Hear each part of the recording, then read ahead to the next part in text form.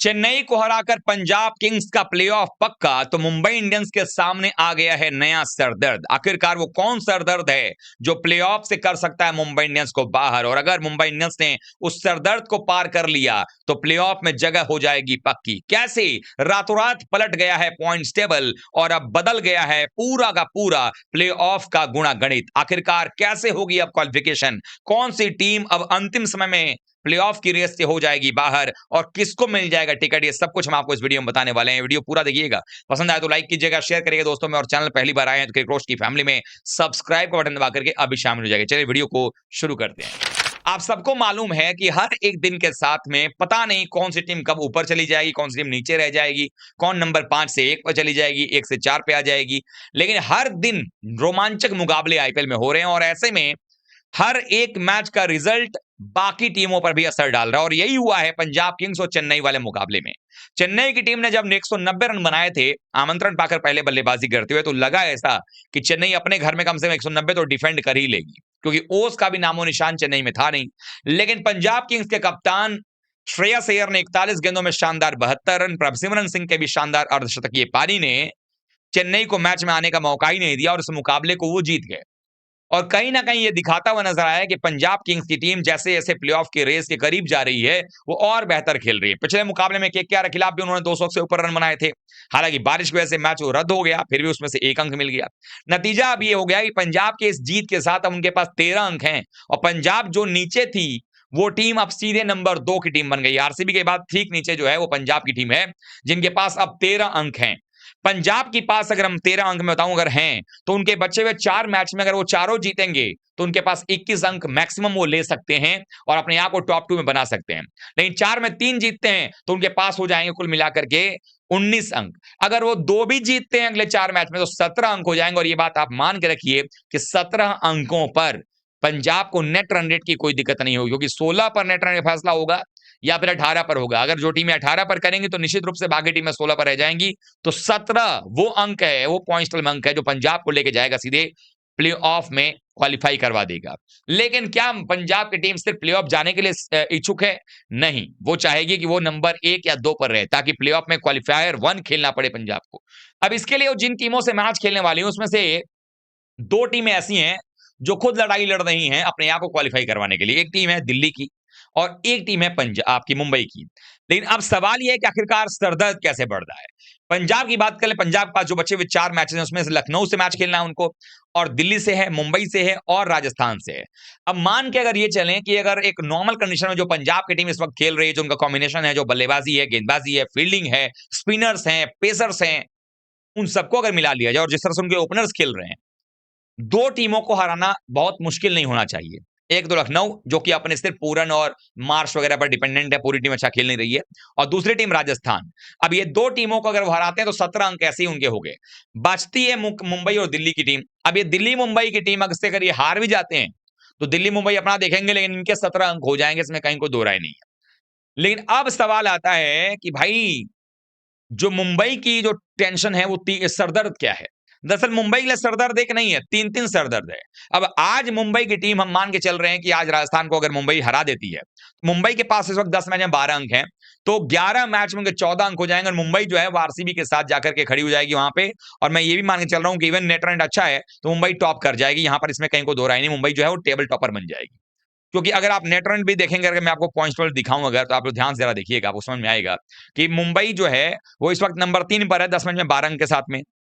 उसके अलावा देखें तो पंजाब 10 मैच में 13 अंक पे है, बेंगलुरु 10 मैच में 14 अंक है। तो मुंबई अगर आज का मैच जीत जाती है तो 10 मैच में उसके 14 अंक हो जाएंगे, और नेट रन रेट चूंकि मुंबई का सबसे बेहतर है टॉप की चारों टीमों में, या इवन अगर आप देखेंगे तो पूरे इस पॉइंट्स टेबल में सबसे बेहतरीन नेट रन रेट जो है वो मुंबई का है, तो मुंबई नंबर 1 पर जाएगी। अब मुंबई अगर नंबर 1 पर गई तो आप ये मान के चलें कि फिर आरसीबी 2 पे, पंजाब 3 पे, गुजरात 4 पर रह जाएगा और दिल्ली 5 पे है। तो अब मुंबई कैसे अपने आप को और बेहतर कर सकती है, ये बड़ा सवाल बन रहा है। अब मैं आता हूं इस बात पे कि मुंबई को करना क्या होगा, मुंबई के सामने सरदर्द क्या है। मुंबई आज अगर राजस्थान को हरा देती है तो मुंबई के पास 14 अंक हो जाएंगे, लेकिन क्या ये 14 अंक काफी होंगे? मैं कहूंगा काफी तो नहीं होंगे, लेकिन बहुत करीब मुंबई पहुंच जाएगी क्वालिफिकेशन के लिए, क्योंकि उनको बचे हुए 3 मैच के अंदर में कम से कम 1, कम से कम 2 मैच जीतना पड़ेगा 18 करने के लिए। तो 16 करने के लिए फिर बाकी दिल्ली भी इंतजार कर रही है, गुजरात भी उधर है, पंजाब और आरसीबी का ऑलरेडी हो चुका होगा।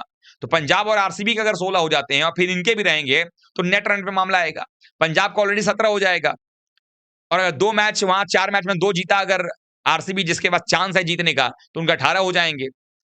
तो 18 पे उनका, 17 पे पंजाब क्वालिफाई। बाकी जो 2 टीमें बचती है उसमें मुंबई है और गुजरात है और नीचे दिल्ली है। अब मुंबई, गुजरात और दिल्ली में अब दिक्कत ये है मुंबई के लिए भी और बाकियों के लिए भी, मुंबई को करना ये होगा कि आज मैच जीत के 14 करें और फिर उनके जो बाकी 3 सरदर्द हैं वो तीनों बड़े सरदर्द हैं। गुजरात सामने है वानखेड़े में, उसके बाद पंजाब से खेलना है धर्मशाला में और फिर दिल्ली से खेलना है मुंबई को वानखेड़े में। अब ये तीनों मैच में से 2 मैच तो हर हाल में जीतना पड़ेगा अगर नेट रन रेट पे बात नहीं ले जानी है, क्योंकि अगर आप हारेंगे तो आपका एनआरआर जो है वो कम भी होगा। तो मुंबई इंडियंस के लिए यही सरदर्द है। लेकिन जैसा मैंने आपको बताया था शुरू में कि सरदर्द तो ये है जो उनको प्लेऑफ से बाहर कर सकती है, लेकिन यही वो सरदर्द है जिस पर अगर पार पा लिया मुंबई ने, जिस तरह से मुंबई लगातार खेल रही है, 5 मैच लगातार जीती है, मुंबई के पास मौका भी होगा इनको हराने का। क्योंकि अगर मुंबई ने इन तीनों में से किसी 2 को भी हरा दिया, माने दिल्ली को हरा दिया, गुजरात को हरा दिया, या पंजाब को हरा दिया और दिल्ली को हरा दिया, या पंजाब गुजरात को हरा दिया, तो उस केस में मुंबई के 18 अंक हो जाएंगे और फिर मुंबई ये सोच सकती है कि चलो टॉप 2 भी फिनिश कर लेते हैं अगर 20 आ जाता है तो मुंबई अच्छे लय में है।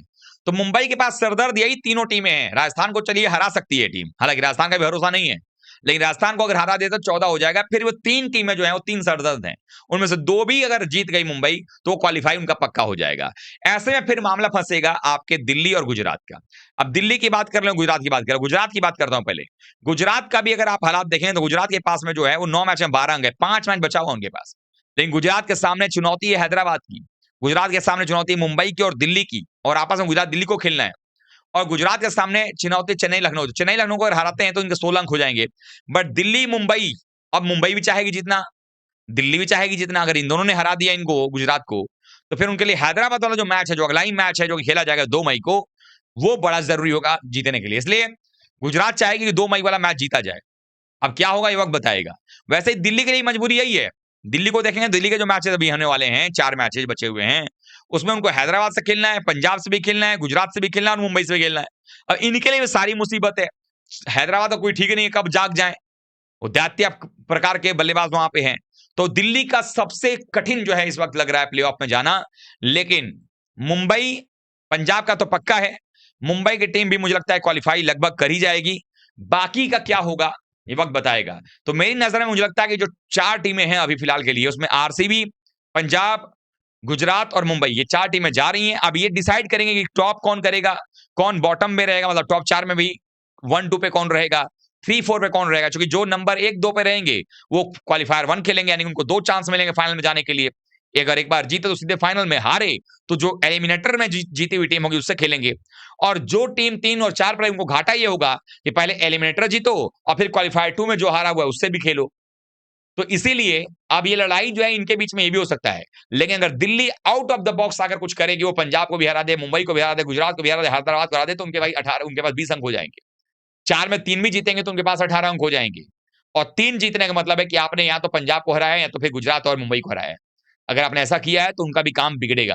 इसीलिए ये सारी टीमें जैसे जैसे क्लोज हम पहुंच रहे हैं, मई के फर्स्ट वीक में अगर देखा जाएगा तो बहुत सारी चीजें स्पष्ट होती नजर आएंगी।